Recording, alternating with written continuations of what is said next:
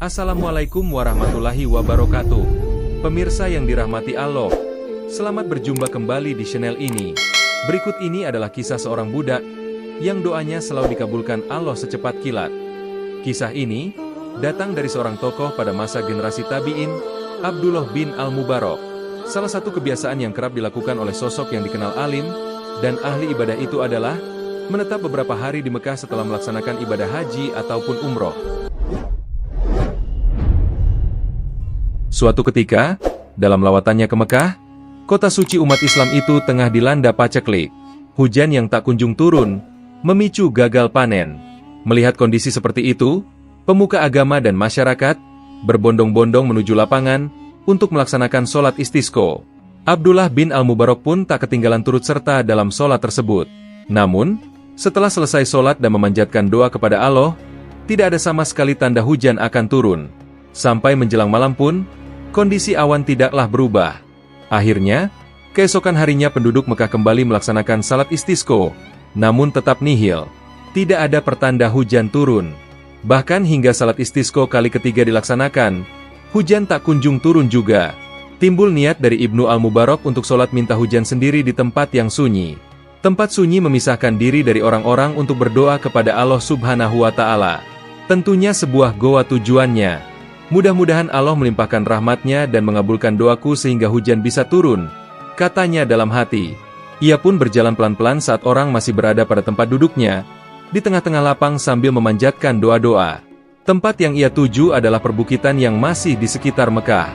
Setelah sampai pada sebuah bukit, dia menemukan sebuah gua yang lubangnya hanya bisa dimasuki satu orang dewasa dengan cara menyamping.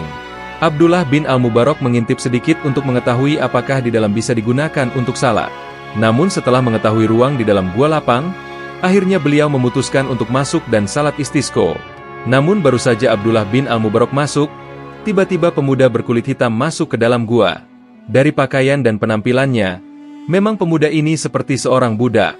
Entah sengaja ataupun tidak, meski mengetahui di dalam gua sudah terdapat orang, pemuda itu tidak menyapa ataupun mengucapkan salam, layaknya orang yang beriman.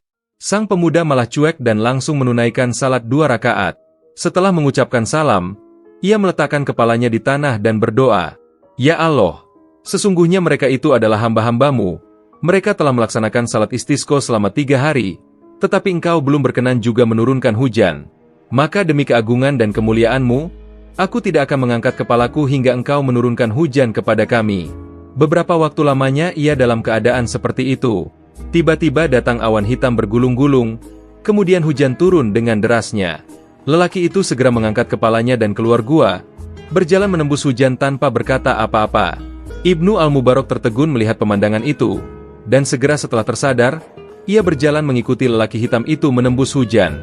Ia terus membuntutinya hingga memasuki perkampungan, dan pemuda itu memasuki rumah yang cukup bagus.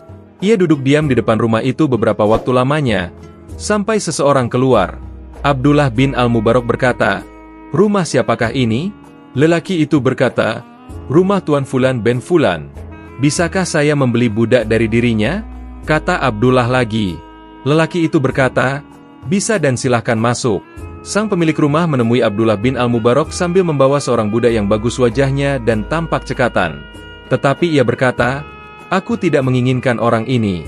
Apakah engkau mempunyai budak lainnya?" "Baiklah," kata sang pemilik rumah sambil memerintahkan untuk memanggil budak lainnya. 1 atau 2 orang budak lagi ditunjukkan, tetapi Abdullah bin Al-Mubarak berkata, "Aku menginginkan yang lainnya. Apakah engkau masih memilikinya?" Tujuan utamanya adalah pemuda berkulit hitam yang ia jumpai di gua.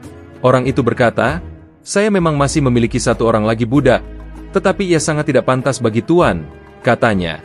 "Mengapa?" tanya Abdullah. Orang itu berkata, "Karena dia seorang pemalas. Tuan tidak akan memperoleh manfaat apa-apa dari dirinya." Ibnu Al-Mubarak pun berkata, "Bawalah dia kemari, aku ingin melihatnya." Budak itu segera didatangkan dan memang laki-laki hitam yang ditemuinya itu di dalam gua tersebut. Tampak kegembiraan di matanya dan segera ia berkata, "Aku ridho dengan orang ini, berapa engkau ingin menjualnya?"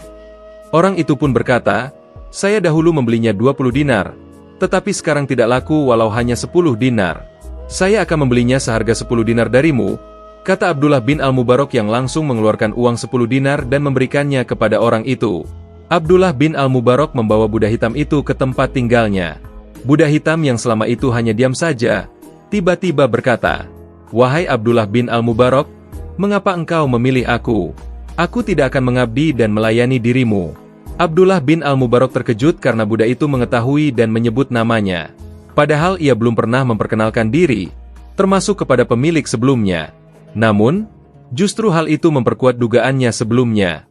Segera saja Abdullah bin Al-Mubarak berkata, "Bukan seperti itu. Justru aku yang akan melayani kamu. Siapakah namamu?" Budak hitam itu berkata, "Para kekasih Allah tentu mengenal kekasihnya." Ketika pemuda itu akan beranjak untuk berwudu, Abdullah bin Al-Mubarak segera mengambil air untuknya dan mempersiapkan sandal, serta menunjukkan kamar untuk dirinya. Di dalam kamar, lelaki hitam itu salat 2 rakaat. Abdullah bin Al-Mubarak yang memang sengaja menguping, mendengar dia berdoa setelah sholat layaknya sedang bersyair ataupun berpuisi. "Wahai Tuhan pemilik rahasia, rahasia telah menjadi nyata ataupun terbuka. Saya tidak lagi menginginkan kehidupan ini, setelah rahasia hidupku diketahui," kata pemuda itu dalam doanya.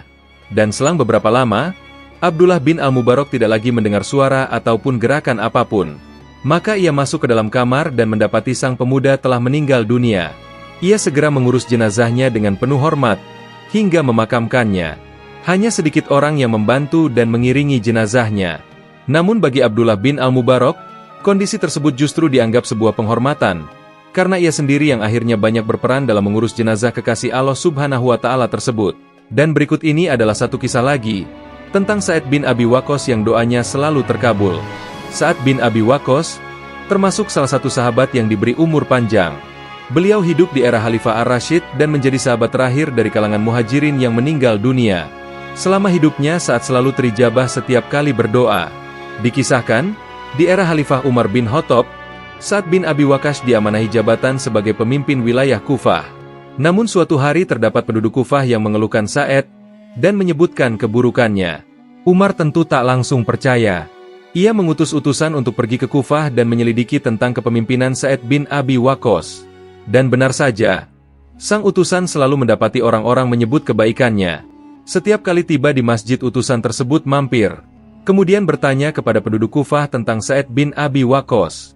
Tak ada satupun masjid yang dilewati dan didatanginya, kecuali semua orang mengagumi kebaikan-kebaikan Sa'ad bin Abi Waqqas.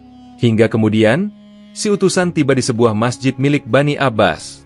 Di sana terdapat seorang bernama Usamah bin Qatadah, yang memfitnah Sa'ad, bahwasanya sang sahabat Nabi itu tak pernah mengikuti syariah, yakni perang yang dipimpin oleh Rasulullah Shallallahu Alaihi Wasallam.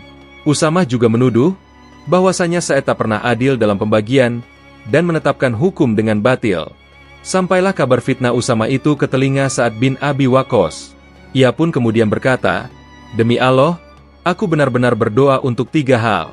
Ya Allah, jika hambamu ini Usamah bin Qatadah berdusta, berdiri karena ria ataupun sum'ah, maka panjangkanlah umurnya, panjangkanlah kefakirannya dan hadapkanlah dia kepada cobaan." Sang perawi, yakni Abdul Malik bin Umair berkata, setiap kali dia Usamah bin Qatadah ditanya, "Bagaimana keadaanmu?" Dia menjawab, "Aku adalah orang tua yang telah terkena doanya Sa'ad bin Abi Waqqas." Abdul Malik lalu berkata, "Setelah itu aku melihatnya buta karena tua." Demikianlah tentang kisah seorang budak yang diijabah doanya oleh Allah Subhanahu wa Ta'ala, dan juga seorang sahabat Rasulullah Shallallahu Alaihi Wasallam, Sa'ad bin Abi Waqqas yang doanya tak pernah tertolak. Mudah-mudahan dari kisah ini, kita bisa mengambil beberapa pelajaran dan manfaatnya. Amin. Assalamualaikum warahmatullahi wabarakatuh.